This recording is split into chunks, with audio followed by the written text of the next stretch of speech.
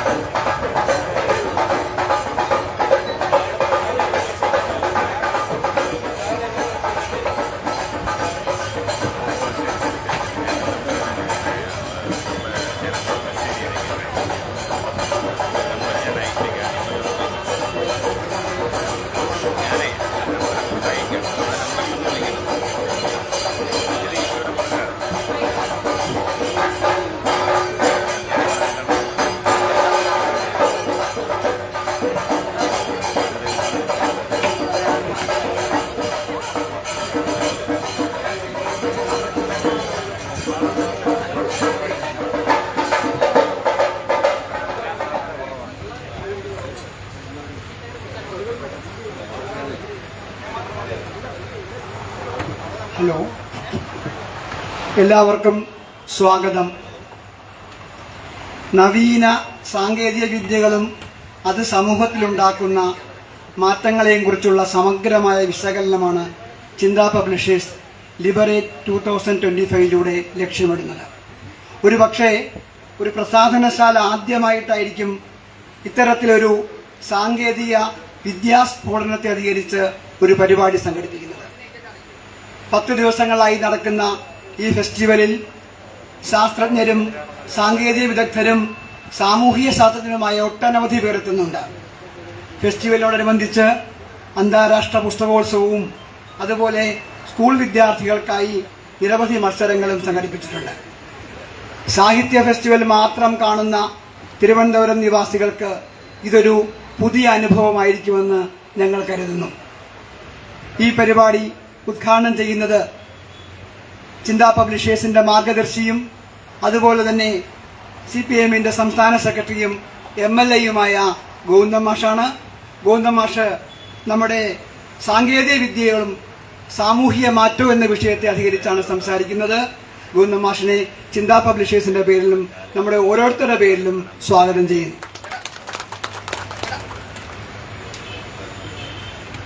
പരിപാടിയുടെ അധ്യക്ഷൻ ഉടനെ എത്തും. നമ്മുടെ CPMന്റെ ആരാധ്യനായ തിരുവനന്തപുരം ജില്ലാ സെക്രട്ടറിയാണ്. ഞങ്ങളുടെ ഈ പരിപാടിയുടെ പ്രധാന സംഘാടകനാണ്. ഉടനെ എത്തും. അദ്ദേഹത്തെയും ചിന്തയുടെ പേരിൽ സ്വാഗതം ചെയ്യുന്നു. പിന്നെ മുഖ്യാതിഥിയായി എത്തുന്നത് എതിരൻ കതിരവനാണ്. അദ്ദേഹം ഓൺലൈനിലാണ് വരുന്നത്. അദ്ദേഹത്തെയും ചിന്തയുടെ പേരിൽ സ്വാഗതം ചെയ്യുന്നു. ഈ പരിപാടിക്ക് ആശംസ നേർന്ന് സംസാരിക്കുന്നത് VK പ്രശാന്ത് MLA ആണ്. ഞങ്ങളുടെ ചിന്താ പബ്ലിഷേഴ്സിന്റെ ഒരു കുടുംബ സുഹൃത്തു കൂടിയായ VK പ്രശാന്ത് MLAയെ ഞങ്ങൾ സ്നേഹപൂർവ്വം സ്വാഗതം ചെയ്യുന്നു. പിന്നെ സ്വാഗതം പറയാനുള്ളത് നമ്മുടെ ജില്ലാ പഞ്ചായത്ത് പ്രസിഡന്റ് D സുരേഷ് കുമാറാണ്. അദ്ദേഹം ഞങ്ങളുടെ ഈ പരിപാടിയുടെ പ്രധാനപ്പെട്ട ഒരു സംഘാടകൻ കൂടിയാണ്. അദ്ദേഹത്തെയും ചിന്തയുടെ പേരിൽ സ്വാഗതം ചെയ്യുന്നു. ഈ പരിപാടിക്ക് ഞങ്ങളോടൊപ്പം ആദ്യം തൊട്ട് തന്നെ ഉള്ള സഖാവാണ് NGO യൂണിയന്റെ സംസ്ഥാന പ്രസിഡന്റ് MA അജിത് കുമാർ. അദ്ദേഹത്തെയും ചിന്താ പബ്ലിഷേഴ്സിന്റെ പേരിലും നമ്മുടെ ഓരോരുത്തരുടെ പേരിലും സ്വാഗതം ചെയ്യുന്നു. ഈ പരിപാടി നമ്മൾ സംഘടിപ്പിക്കുന്നത് സ്റ്റാർട്ടപ്പ് മിഷൻ, കൈറ്റ്, സീഡിറ്റ് എന്നിവരുടെ സഹകരണത്തോടെയാണ്. ആദ്യം മുതലേ തന്നെ അവരോട് ഇക്കാര്യം സംസാരിച്ചപ്പോൾ സ്റ്റാർട്ടപ്പ് മിഷനിലെ അനൂപ് അംബികയും അതുപോലെ തന്നെ സീഡിറ്റിലെ ജയരാജും അതുപോലെ കൈറ്റിലെ അൻവർ സാദത്തും ഞങ്ങളോട് നല്ല രീതിയിൽ സഹകരിക്കാൻ തീരുമാനിക്കുകയും അവരുടെ സ്റ്റാളുകൾ ഇവിടെ കുട്ടികൾക്ക് കാണുന്നതിന് വേണ്ടി ഒരുക്കുകയും ചെയ്തിട്ടുണ്ട്. അവരോരോരുത്തരെയും ഞങ്ങൾ സ്വാഗതം ചെയ്യുന്നു. കൂടാതെ ഞങ്ങൾ ചിന്താ പബ്ലിഷേഴ്സിന്റെ എഡിറ്റർ KS രഞ്ജിത്താണ്. അദ്ദേഹത്തെയും സ്വാഗതം ചെയ്യുന്നു. നിർത്തുന്നു. നമസ്കാരം.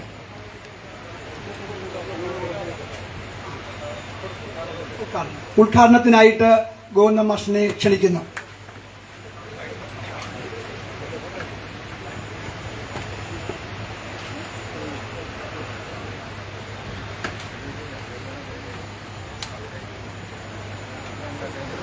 ഈ പരിപാടിയുടെ അധ്യക്ഷൻ MLA,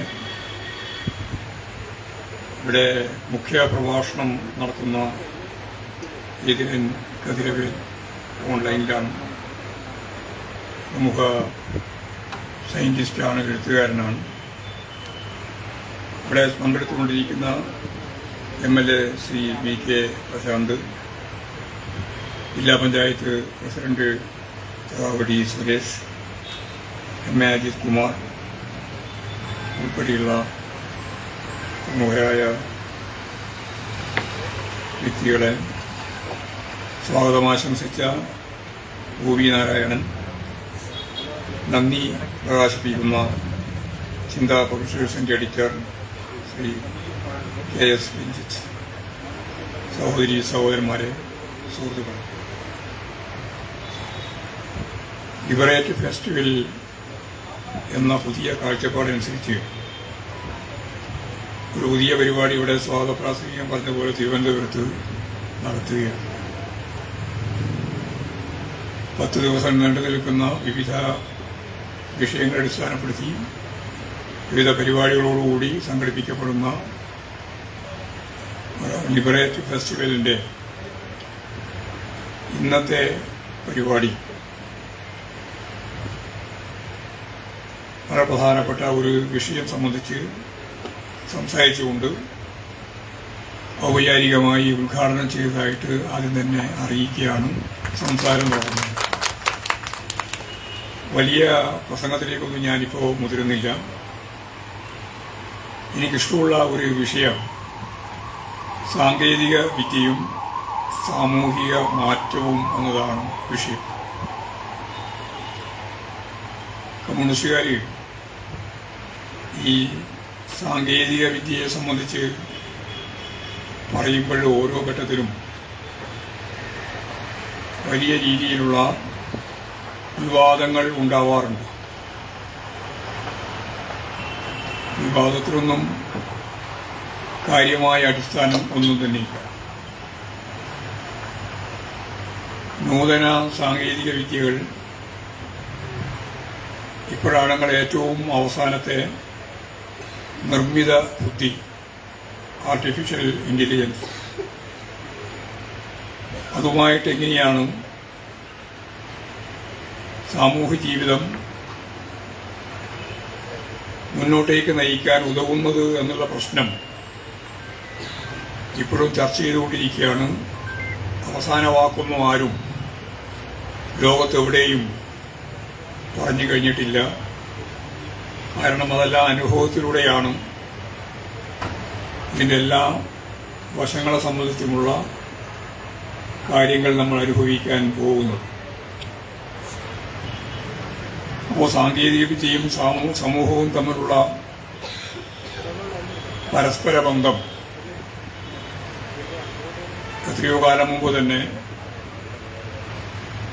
മാർക്സിസ്റ്റ് ആചാര്യന്മാർ, പ്രത്യേകിച്ച് എംഗൽസിനെ പോലുള്ളവർ വിശദീകരിച്ചിട്ടുള്ളതാണ്. നമ്മളിപ്പോൾ ലോകത്ത് 4ാം വ്യാവസായിക വിപ്ലവത്തിൻ്റെ ഘട്ടത്തിലാണ് നിൽക്കുന്നത്. 1ാമത്തെ ഘട്ടം ആവിയന്ത്രങ്ങളുടെ കണ്ടുപിടുത്തത്തോടെ ഉണ്ടായ ഘട്ടമാണ്. 2ാമത്തത് വൈദ്യുതിയോടുകൂടിയാണ്. 3ാമത്തത് ഡിജിറ്റൽ സാങ്കേതിക വിദ്യയോടുകൂടിയാണ്. 4ാമത്തത് നിർമ്മിത ബുദ്ധി ഉൾപ്പെടെ ആർട്ടിഫിഷ്യൽ ഇന്റലിജൻസിൻ്റെ വിവിധ വശങ്ങളുമായിട്ട് ബന്ധപ്പെട്ട കാര്യങ്ങളാണ്. അതായത് ക്വാണ്ടം കമ്പ്യൂട്ടിംഗ് വരെയുള്ള പുതിയ തലത്തെ സംബന്ധിച്ചുള്ള പ്രയോഗവും ചർച്ചയും ഒക്കെ രാജ്യത്ത് ലോകത്ത് നടന്നുകൊണ്ടിരിക്കുന്ന ഘട്ടത്തിലാണ്. സാമൂഹ്യ ജീവിതവുമായിട്ട് ഇതിന് പരസ്പരപൂരകമായ ബന്ധമാണ് ഉള്ളത്. ശാസ്ത്ര സമൂഹം, ശാസ്ത്ര സാങ്കേതിക വിദ്യ വളരെ സജീവമാകുന്ന ഈ വർത്തമാന കാലഘട്ടത്തിൽ തീർച്ചയായും സാമൂഹ്യ ഉൽപാദനത്തെയും അതിൻ്റെ വിതരണത്തെയും അതാണ് അതിൻ്റെ എക്കണോമിക്സ്. വളരെ ഗൗരവപൂർവ്വം നമ്മൾ പഠിക്കേണ്ടി വരും. ഇപ്പോഴും ലോകത്ത് സാമ്രാജ്യത്വം അതിതീവ്രമായ രീതിയിൽ തീവ്ര വലതുപക്ഷമായി നിലകൊള്ളുകയാണ്. അപ്പോൾ തീവ്ര വലതുപക്ഷ സാമ്രാജ്യത്വ സമ്പദ് വ്യവസ്ഥ മുതലാളിത്തത്തിൻ്റെ ഭാഗമായിട്ട് തന്നെ നിലനിൽക്കുന്ന സന്ദർഭത്തിൽ സാമൂഹ്യ ജീവിതത്തിലേക്ക് ശാസ്ത്രവിദ്യ അല്ലെങ്കിൽ ശാസ്ത്ര സാങ്കേതിക വിദ്യ ഉൾപ്പെടെയുള്ള തലങ്ങൾ എങ്ങനെയാണ് ഫലപ്രദമായി വിന്യസിക്കപ്പെടുന്നത് എന്നുള്ള കാര്യം നമുക്ക് പരിശോധിക്കേണ്ടിയുണ്ട്. നമുക്കറിയാം, മനുഷ്യനും മറ്റെല്ലാ ജീവജാലങ്ങളും തമ്മിലുള്ള മൗലികമായ വ്യത്യാസം. മനുഷ്യൻ മാത്രമാണ് എല്ലാ ജീവജാലങ്ങളിൽ നിന്നും വ്യത്യസ്തമായി ഉപകരണങ്ങൾ ഉപയോഗിക്കുകയും അതുവഴി പ്രകൃതിയെയും തന്നെയും മാറ്റുന്നതിനുള്ള, നേരത്തെ പറഞ്ഞ ഉപകരണങ്ങൾ നിർമ്മിക്കുകയും പ്രയോഗിക്കുകയും ചെയ്ത ഒരേ ഒരു ജന്തു. ജന്തു സമൂഹത്തിൽ മറ്റാരും ഈ പറയുന്ന കാര്യം നിർവഹിച്ചിട്ടില്ല. അതാണ് മനുഷ്യനും മറ്റെല്ലാ ജന്തുക്കളും തമ്മിലുള്ള മൗലികമായ വ്യത്യാസം. നമ്മളിപ്പോൾ സാധാരണ പറയാറുണ്ട് ബുദ്ധി, അതുപോലെ തന്നെ സവിശേഷ ബുദ്ധി എന്നൊക്കെ പറയാറുണ്ട്. യഥാർത്ഥത്തിൽ ഇതാ കാര്യം. മനുഷ്യനെ മനുഷ്യനാക്കിയ, മനുഷ്യത്വത്തിലേക്ക് നീങ്ങിയ അടിസ്ഥാനപരമായ കാര്യം തന്നെയാണ്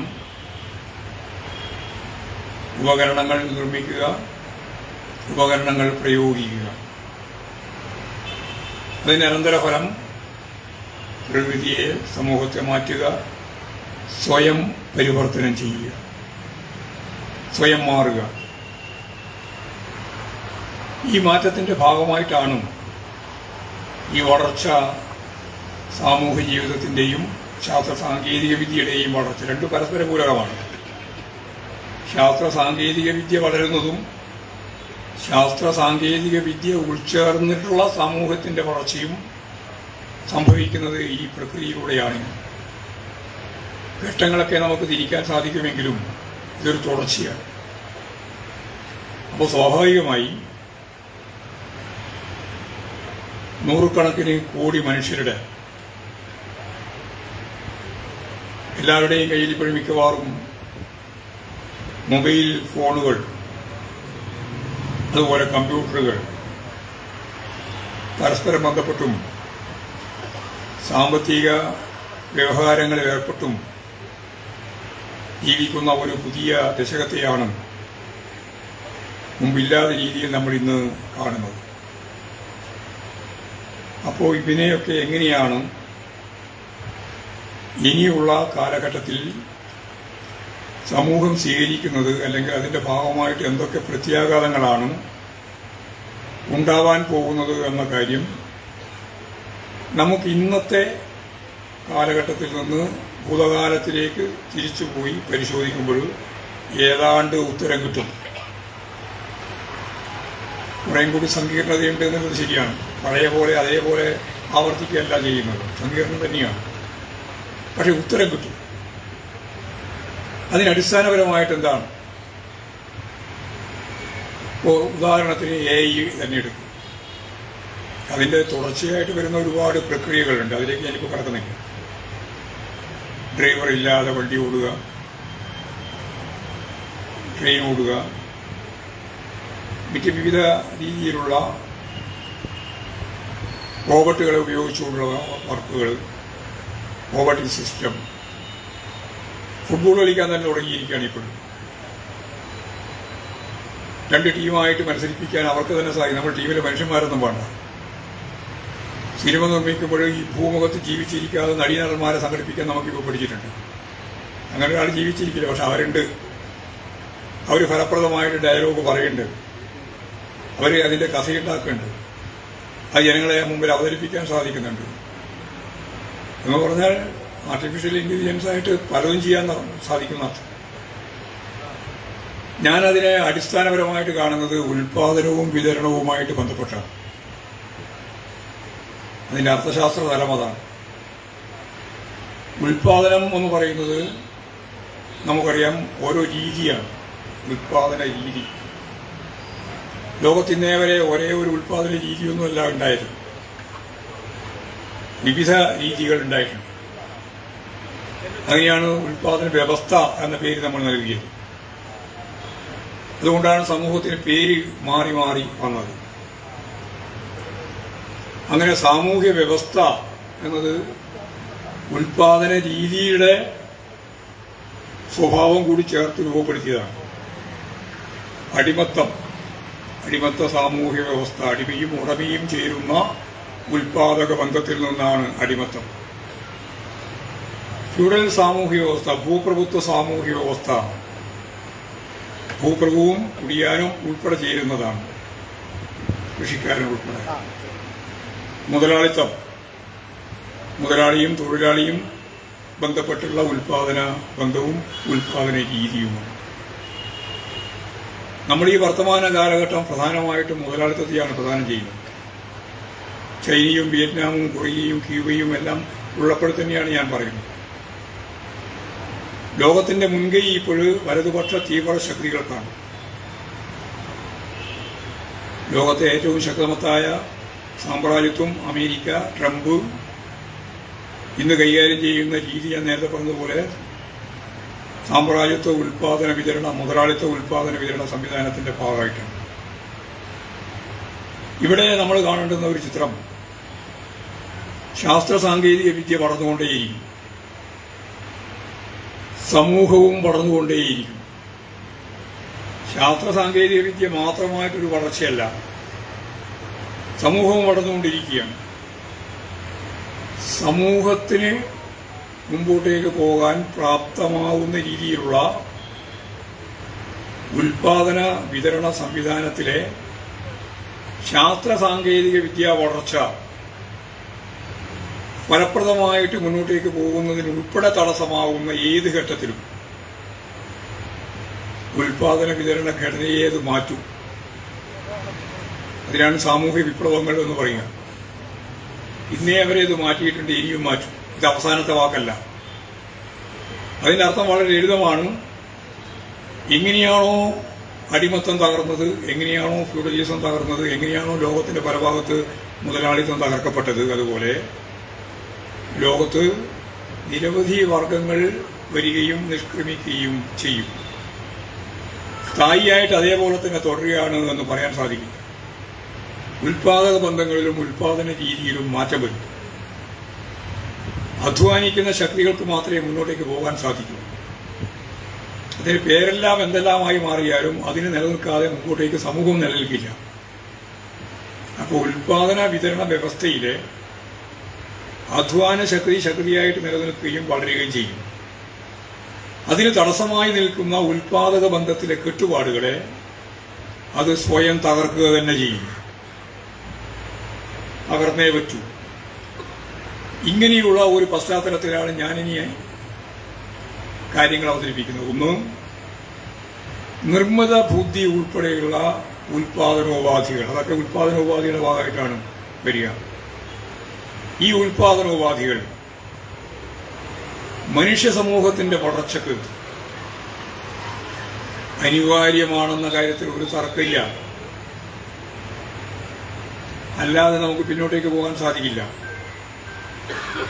ആ മുന്നോട്ടേക്കുള്ള കുതിപ്പിൽ ശാസ്ത്ര സാങ്കേതിക വിദ്യ ഉൾപ്പെടെയുള്ള ഈ ഉൽപാദനോപാധികളെല്ലാം സ്വകാര്യ ഉടമസ്ഥതയിൽ കൈകാര്യം ചെയ്യപ്പെടുമ്പോൾ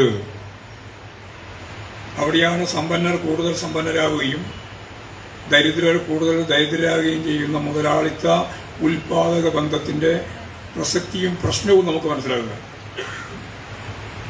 അതിനാണ് മുതലാളിത്ത പ്രതിസന്ധി എന്നാ പറയാതെ. സമ്പന്നർ കൂടുതൽ സമ്പന്നരാകുന്നു, ദരിദ്രർ കൂടുതൽ ദരിദ്രരാകുന്നു. എന്തുകൊണ്ടാണ് സമ്പന്നർ കൂടുതൽ സമ്പന്നരാകുന്നത്? മുടുക്ക് കൊണ്ടൊന്നല്ല, ബുദ്ധിശക്തി കൊണ്ടൊന്നല്ല, അതെല്ലാം വിലക്ക് വാങ്ങുന്നതാണ്. മുടുക്കും ബുദ്ധിശക്തിയെല്ലാം വിലക്ക് വാങ്ങുന്നതാണ്. അവന്റെ മുതലാളിയുടെ സാമ്രാജ്യത്വപരമായി വരുന്ന കോപ്പറേറ്റുകളുടെ ബുദ്ധിയും ശക്തിയൊന്നുമല്ല, അത് വിലക്ക് വാങ്ങുന്നത് തന്നെയാണ്. ഈ വിലക്ക് വാങ്ങുന്ന ഈ കാര്യം മനസ്സിലാക്കി ഉൽപാദനോപാധികളുടെ സ്വകാര്യ ഉടമസ്ഥതയാണ് മൂലധനം വിശദീകരിച്ചുകൊണ്ട് മാർക്സ് ചൂണ്ടിക്കാണിച്ച മിച്ചമൂല്യ കേന്ദ്രീകരണത്തിലേക്ക് എത്തുന്നത്. മിച്ചമൂല്യ കേന്ദ്രീകരണത്തിന്റെ അടിസ്ഥാനം ഉൽപാദനോപാധികളുടെ സ്വകാര്യ ഉടമസ്ഥതയാണ്. പറഞ്ഞാൽ മുതലാളിയുടെ കയ്യിലാണ്. ആ ഉൽപാദനോപാധികൾ മുതലാളിയുടെ കയ്യിലുള്ളതുകൊണ്ട് ഉൽപാദനോപാധികളിൽ നിന്ന് സൃഷ്ടിക്കപ്പെടുന്ന ചരക്കും ചരക്കിന്റെ മൂല്യവും അതിന്റെ ഭാഗമായിട്ട് മാർക്കറ്റിലേക്ക് പോകുമ്പോഴതിന്റെ വിലയും ആ വിലയിൽ കൂടുതൽ വരുന്ന സമ്പത്ത് മിച്ചമൂല്യമായിട്ടുള്ള കാര്യം അതെല്ലാം ഉൽപാദനോപാധികളുടെ സ്വകാര്യ ഉടമസ്ഥതയിലുള്ള മുതലാളിയുടെ പേരിലാണ് സ്വരൂപിക്കപ്പെടുന്നത്. അതാണ് കാര്യം. അപ്പോൾ AI ഉൾപ്പെടെയുള്ള ശാസ്ത്ര സാങ്കേതിക വിദ്യ ലോകത്ത് ഉൽപാദനോപാധികളുടെ ഭാഗമായിട്ടുള്ള സ്വകാര്യ ഉടമസ്ഥതയുടെ ഭാഗമായി കൈകാര്യം ചെയ്യപ്പെടുമ്പോൾ ശാസ്ത്ര സാങ്കേതിക വിദ്യയുടെ നേട്ടം ജനങ്ങൾക്കാകെ ലഭിക്കില്ല എന്ന് മാത്രമല്ല, ജനങ്ങൾക്ക് ലഭിക്കേണ്ടത് നൽകില്ല എന്ന് മാത്രമല്ല, നേരത്തെ പറഞ്ഞ സ്വകാര്യ വ്യക്തികൾക്ക് അല്ലെങ്കിൽ മുതലാളിമാർക്ക് ഉൽപാദനോപാധികളുടെ സ്വകാര്യ ഉടമസ്ഥതാവകാശം ഉണ്ട് എന്നുള്ളതുകൊണ്ട് ഭരണകൂടത്തിന്റെ പിന്തുണയോടുകൂടി അവർക്ക് ഈ സമ്പത്ത് സ്വായത്തമാക്കാനാവുകയാണ് ചെയ്യുക. എന്നാൽ ശാസ്ത്ര സാങ്കേതിക വളർച്ചയുടെ സാമൂഹ്യമായ പശ്ചാത്തലം എന്താ? ശാസ്ത്ര സാങ്കേതിക വിദ്യയുടെ ഭാഗമായി മനുഷ്യന്റെ അധ്വാന ഭാരം നല്ലതുപോലെ കുറക്കാം. 8 മണിക്കൂർ അധ്വാനിക്കുന്നത് സാധാരണ മനുഷ്യന് 4 മണിക്കൂർ കൊണ്ട് നേടാം, അല്ലെങ്കിൽ 2 മണിക്കൂർ കൊണ്ട് നേടാം. 8 മണിക്കൂർ കൊണ്ട് കിട്ടുന്ന വരുമാനം ഈ 2 മണിക്കൂർ കൊണ്ട് അതിന്റെ ഇരട്ടിയോ ഇരട്ടിയുടെ മേലെയോ ആക്കാം. എന്ന് പറഞ്ഞാൽ ശാസ്ത്ര സാങ്കേതിക വിദ്യ സാമൂഹ്യപരതയുടെ ഭാഗമായിട്ട് കൈകാര്യം ചെയ്യപ്പെട്ടാൽ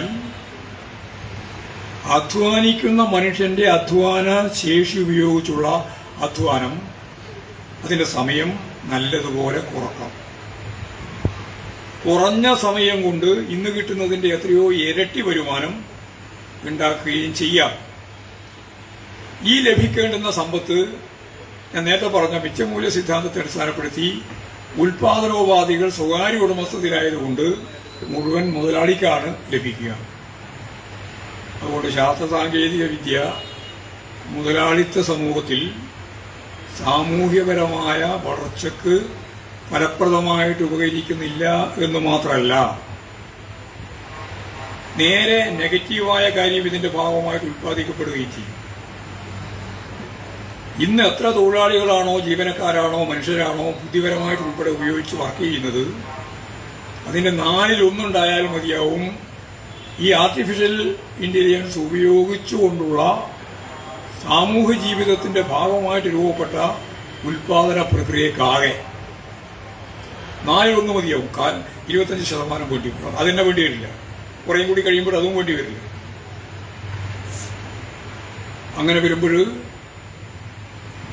ഇതിന്റെ തന്നെ മുതലാളിത്തത്തിന്റെ തന്നെ ഏറ്റവും വലിയ കുഴപ്പങ്ങളിൽ ഒന്നാണ് വാങ്ങൽ ശേഷി ഇല്ലാതാകുക എന്നത്. ഇന്ന് ജോലി ചെയ്തുകൊണ്ടിരിക്കുന്നവർക്ക് ജോലിയില്ല എന്ന് മാത്രമല്ല, പുതിയ ആൾക്ക് ജോലിയില്ല തന്നെ, തൊഴിലവസരവും ഇല്ല. ഇപ്പോഴും നമ്മുടെ ഇവിടെ ടെക്നോ പാർക്കിന്റെ ഭാഗമായിട്ട് 1,00,000-ലധികം ആളുകൾ തൊഴിൽ ചെയ്യുന്നുണ്ട്. ഞാൻ പറഞ്ഞ കണക്കനുസരിച്ച് 75% കുറേയും കൂടി കഴിയുമ്പോൾ പണിയില്ലാണ്ടാവും. പെട്ടെന്നല്ല ഞാൻ പറയുന്നത്, കുറേയും കൂടി കഴിയുമ്പോൾ പണിയില്ലാണ്ടാവും. 1,75,000 പണിയില്ലാതായാൽ 25,000 മാത്രമേ പണിയുണ്ടാവുള്ളൂ. പുതുതായിട്ട് ആരെയും എടുക്കാനും സാധിക്കില്ല. 75,000 അതിൽ നിന്ന് കൊഴിഞ്ഞു പോയാൽ ആ കൊഴിഞ്ഞു പോകുന്നവന്റെ ജീവിതം എങ്ങനെയാണ് കരുപിടിപ്പിക്കുക? ഈ 75,000 ആളുകൾക്കുള്ള വാങ്ങൽ ശേഷി എങ്ങനെയാണ് നിലനിർത്താനാവുക? ഗവൺമെന്റിന്, കേരളം പോലുള്ള ഗവൺമെന്റിന് 1600 രൂപ പെൻഷൻ കൊടുക്കും. ജീവിത നിലവാരം എത്രത്തോളം തകർച്ചയിലാണ് വരാൻ പോകുന്നത്. ഇപ്പോൾ തൊഴിലില്ലായ്മ കൂടും, ഉള്ളവരുടെ തൊഴിൽ നഷ്ടപ്പെടും,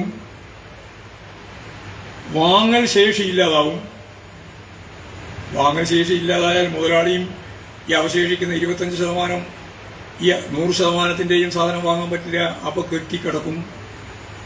അപ്പൊ മുതലാളിത്തം ചെന്നുവിടുന്ന, സാധാരണ ചെന്നുവിടുന്ന അതിന്റെ ഏറ്റവും പ്രധാനപ്പെട്ട കുഴപ്പമാണ് മാന്ദ്യം. ആ മാന്ദ്യത്തിലേക്ക് നീങ്ങും. മാന്ദ്യത്തിലേക്ക് നീങ്ങുമ്പോൾ ഉള്ളത് കൂട്ടും. ഈ കുഴപ്പം ശക്തിയായിട്ട് തുടരും.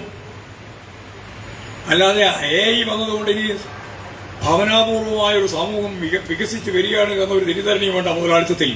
ഞാൻ മുതലാളിത്തത്തിൽ നിന്ന് ബോധപൂർവമാണ് പറഞ്ഞത്. ഈ സോഷ്യലിസത്തിലെടുക്കാം. സോഷ്യലിസത്തിൽ ഉൽപാദനോപാധികൾ സ്വകാര്യ ഉടമസ്ഥതയിലല്ല, പൊതു ഉടമസ്ഥതയിലാണ്. അപ്പോൾ സ്വകാര്യ ഉടമസ്ഥതയിലാകുമ്പോഴാണ് ഞാൻ ഈ പറഞ്ഞ കേന്ദ്രീകരണവും തൊഴിലില്ലായ്മയും പട്ടിണിയും എല്ലാം വരുന്നത്, വാങ്ങൽ കഴിവും മാന്ദ്യവും എല്ലാം വരുന്നത്. തൊഴിൽ സമൂഹത്തിൽ ഈ ഉൽപാദനോപാധികൾ സ്വകാര്യ ഉടമസ്ഥതയിലല്ല എന്നുള്ളതുകൊണ്ട് സമൂഹത്തിൻ്റെതാണ്. സമൂഹത്തിൻ്റെതാകുമ്പോഴെന്താ ഗുണം? ഞാൻ നേരത്തെ പറഞ്ഞ സാമൂഹികപരത, അവരുടെ തൊഴിൽ ഭാരം കുറക്കാം, അവർക്ക് കിട്ടിക്കൊണ്ടിരിക്കുന്ന വരുമാനം കൂട്ടാം. ഗവൺമെന്റിനാണെങ്കിൽ നല്ല കരുതൽ ശക്തിയായിട്ട് സമ്പത്ത് കേന്ദ്രീകരിക്കാം, പുതിയ തലങ്ങളിലേക്ക് അത് മുന്നോട്ടേക്ക് കൊണ്ടുപോകാം, നല്ല പോലെ ആൾക്ക് ജോലി കൊടുക്കാം, പുതിയ തലമുറക്ക് ജോലി ലഭിക്കും, ജനങ്ങളുടെ ജീവിത നിലവാരം മെച്ചപ്പെടും. ഇതാണ് സോഷ്യലിസത്തിലെ ശാസ്ത്ര സാങ്കേതിക വിദ്യയുടെ പ്രയോഗം. നേരത്തെ പറഞ്ഞ മുതലാളിത്തത്തിന്റെയും ഇവിടെ നിലനിൽക്കാൻ പറ്റില്ല. മുതലാളിത്തത്തിനെയും വർഗസമരങ്ങളും ശക്തിയായ രീതിയിലുള്ള പോരാട്ടങ്ങളും ലോകവ്യാപകമായിട്ട് ഉയർന്നവരും അമേരിക്കയിൽ ഉൾപ്പെടെ അതിപ്പോൾ തുടങ്ങിയിട്ടുണ്ട്. അപ്പോൾ ശാസ്ത്ര സാങ്കേതിക വിദ്യ എന്തോ കമ്മ്യൂണിസ്റ്റുകാർക്കെതിരായിട്ട് വരുന്ന ഒന്നാണ് എന്ന് പ്രചരിപ്പിക്കുന്ന ഒരു ഘട്ടത്തിൽ ഞാൻ പറഞ്ഞു ഇത് സോഷ്യലിസത്തിലേക്കുള്ള വഴിയാണെന്ന്. എന്താണ് ചർച്ച? ഒന്നും മനസ്സിലാക്കാണ്ടാണ് പലരും ചർച്ച ചെയ്തത്. എനിക്കറിയാം. ഞാൻ അന്ന് പറഞ്ഞതും ശരിയാ, ഇപ്പം പറയുന്നതും ശരിയാ. ഇത് സോഷ്യലിസത്തിലേക്ക് മാത്രമേ പോകുള്ളൂ. അത് നാളെ പോകും, അടുത്ത കൊല്ലം പോകും, 10 കൊല്ലം കൊണ്ട് പോകും, 100 കൊല്ലം കൊണ്ട് പോകും ഞാൻ പറയുന്നില്ല. സാമൂഹ്യ പരിവർത്തനം എന്ന് പറയുന്നത് നൂറ്റാണ്ടുകൾ തുടർച്ചയായി നിൽക്കുന്ന ഒരു പ്രക്രിയയാണ്. ചിലപ്പോൾ വേഗം സംഭവിക്കും, ചിലപ്പോൾ വളരെ കൂടുതൽ സമയം. 80 ലക്ഷം വർഷമായി മനുഷ്യകുലം ഉണ്ടായിട്ടുണ്ട്. 80 ലക്ഷമായി ഇപ്പം പറയുന്നത്. 50 ലക്ഷം മുതൽ 80 ലക്ഷം വരെ. 35 ലക്ഷം വർഷം മുമ്പുള്ള ഫോസിൽ ആഫ്രിക്കയിൽ നിന്ന് കിട്ടിയിട്ടുണ്ട് മനുഷ്യന്റെ. അപ്പോൾ ഉറപ്പായിട്ട് 35 ലക്ഷം. ആ മനുഷ്യൻ രൂപം കൊള്ളുന്നതിന്റെ ഒരു ചരിത്രം കൂടി പരിശോധിച്ച് നോക്കിയാൽ അതിന്റെ കുറെ കൊല്ലം കൂടി പിന്നോട്ടേക്ക് പോകാം. അങ്ങനെ മുന്നോട്ടേക്ക് പോകുമ്പോൾ ഞാൻ ഈ പറഞ്ഞ 50 മുതൽ 80 ലക്ഷം വരെയായി മനുഷ്യകുലത്തിന്റെ പ്രായം. ആ മനുഷ്യകുലമാണ് പിന്നീട് രൂപപ്പെട്ട് ആധുനിക സമൂഹത്തിലേക്ക് ഞാൻ നേരത്തെ പറഞ്ഞ സാമൂഹിക വികാസ ഘട്ടങ്ങളിലൊക്കെ ഉയർന്നു വന്നത്. എല്ലാം ആഫ്രിക്കയിലുണ്ടായിരുന്നതാണ്. നമ്മളെല്ലാം ആഫ്രിക്കയുടെ മക്കളാണ്. എല്ലാം മാറി ലോകത്തിന്റെ വിവിധ മേഖലയിലേക്ക് പല രീതിയിലും കുടിയേറി. ആ കുടിയേറിയ മനുഷ്യനാണ് ഇന്നത്തെ ആധുനിക മനുഷ്യൻ ലോകത്ത് എവിടെയും. ഒറ്റ ഒരു കുരങ്ങിൽ നിന്ന് മാത്രമേ യഥാർത്ഥത്തിൽ ഈ മനുഷ്യനുണ്ടായിട്ടുള്ളൂ. അല്ലാണ്ട് എല്ലാ നാട്ടിൽ കാണുന്ന മുഴുവൻ കുരങ്ങിൽ നിന്നും മനുഷ്യനൊന്നും ഉണ്ടായിട്ടില്ല. നമ്മൾ വിചാരം അങ്ങനെയായിരുന്നു. കുരങ്ങുണ്ട്, അപ്പോൾ ഇടിയും കുരങ്ങുണ്ട്, ആടിയും കുരങ്ങുണ്ട്, എല്ലാടിയും കുരങ്ങുണ്ട്. അമേരിക്കയിലും കുരങ്ങുണ്ട്, അതുപോലെ തന്നെ ഇപ്പോൾ ആഫ്രിക്കയിലും കുരങ്ങുണ്ട്. എല്ലാ കുരങ്ങുന്നും ഇങ്ങനെ മനുഷ്യൻ തുള്ളി തുള്ളി വന്നതാണെന്നാണ് പലരും ധരിച്ചു വെച്ചിട്ടുള്ളത്. അല്ല, നരവംശാസ്ത്രം അതൊക്കെ കൃത്യമായിട്ട് വിശദീകരിച്ചിട്ടുണ്ട്. ആഫ്രിക്കൻ വൻകരയിൽ നിന്ന് മാത്രമുള്ള പ്രത്യേക കുരങ്ങിൽ നിന്നാണ്. ആ പേരൊന്നും ഞാൻ പറഞ്ഞിട്ട് കുഴപ്പമുണ്ടാക്കാൻ നിൽക്കുന്നില്ല. അതാണ് നമ്മുടെ മുമ്പിലുള്ള ചിത്രം. അവിടെ നിന്നാണ് ഈ മനുഷ്യകുലം ഇന്നത്തെ ആധുനിക സമൂഹത്തിലേക്ക് എത്തിയത്, അതിന്റെ ശാസ്ത്ര സാങ്കേതിക വിദ്യയിലേക്ക് എത്തിയത്. 1 കൊല്ലം കൊണ്ടോ 10 കൊല്ലം കൊണ്ടൊന്നുമല്ല. സാമൂഹ്യ പരിവർത്തനവും അങ്ങനെ തന്നെയാണ്. നൂറ്റാണ്ടുകളാണ് എടുത്തത്.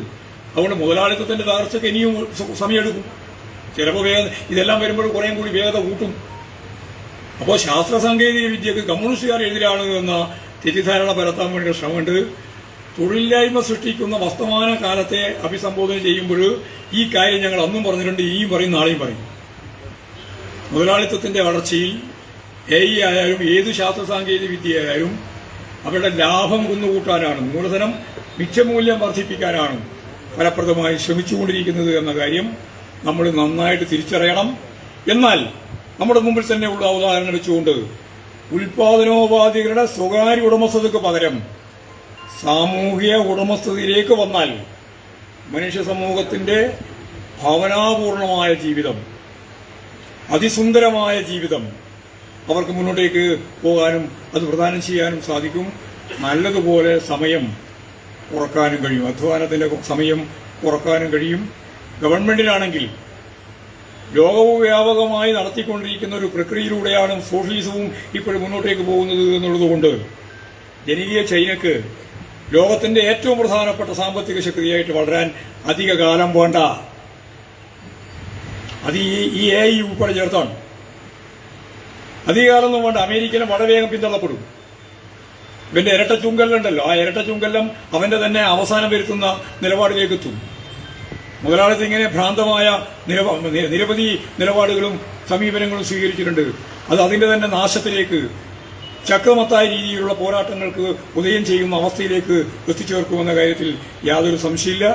അതുകൊണ്ട് AI ഉൾപ്പെടെയുള്ള ഈ 4ാം ഘട്ടം, ശാസ്ത്ര സാങ്കേതിക വിദ്യയുടെ ഈ 4ാം ഘട്ടം ലോകത്തിന്റെ മുമ്പിൽ അനുഭവവേദ്യമാവുന്ന 2 തലങ്ങളിൽ നിന്നുകൊണ്ട്, ഒന്ന് സ്വകാര്യ മൂലധനത്തിന്റെ ഭാഗമായും മറ്റൊന്ന് സാമൂഹ്യ ജീവിതത്തിൽ സോഷ്യലിസ്റ്റ് ഉൽപാദന വിതരണ ഘടനയുടെ ഭാഗമായും മുന്നോട്ടേക്ക് പോകുന്ന ഈ പശ്ചാത്തലത്തിൽ മുതലാളിത്തം കൂടുതൽ പ്രതിസന്ധിയിലേക്ക്, ജനങ്ങൾ കൂടുതൽ ഭീതിജനകമായ ജീവിതത്തിലേക്ക് കൂപ്പുകുത്തുമെന്ന കാര്യത്തിൽ യാതൊരു തർക്കമില്ല.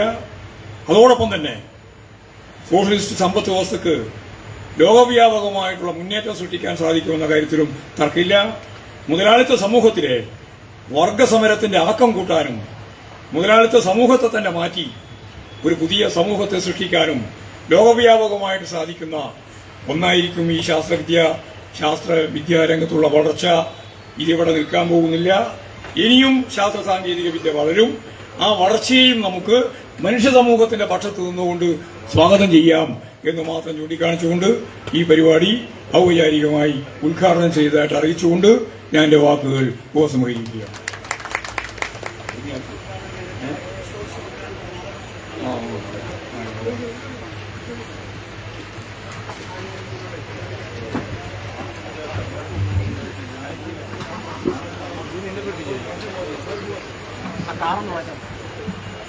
പുസ്തകോത്സവം ഉദ്ഘാടനം ചെയ്തതിനു ശേഷം നമ്മുടെ ചടങ്ങുകൾ വീണ്ടും ആരംഭിക്കുന്നതാണ്. പുസ്തകോത്സവം ഉദ്ഘാടനത്തിന് ശേഷം എല്ലാവരും നമ്മൾ തിരിച്ച് സദസ്സിലേക്ക് വരണം.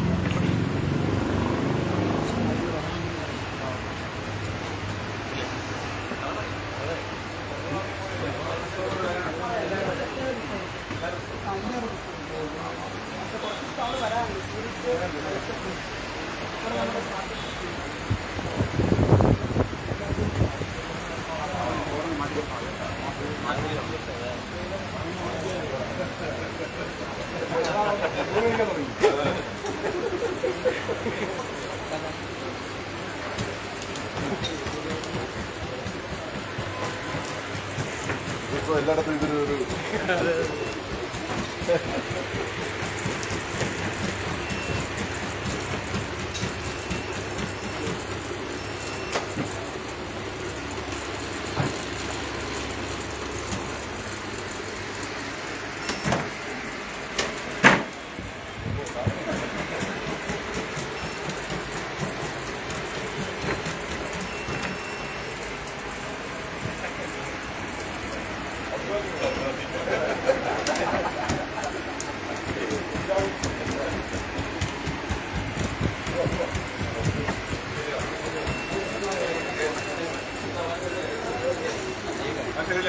ഇത് വയ്യ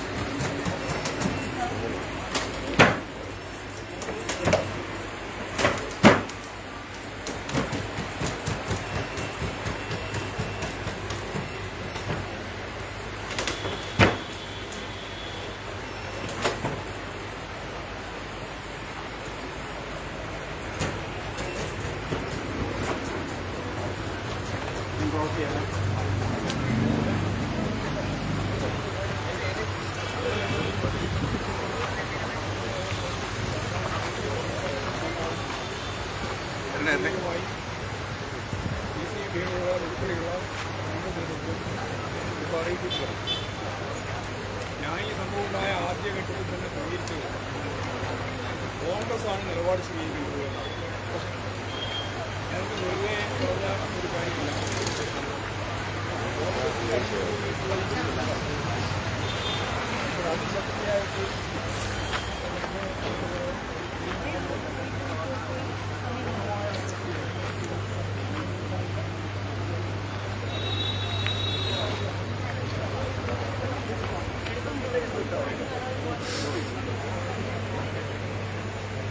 റോബോട്ടിൽ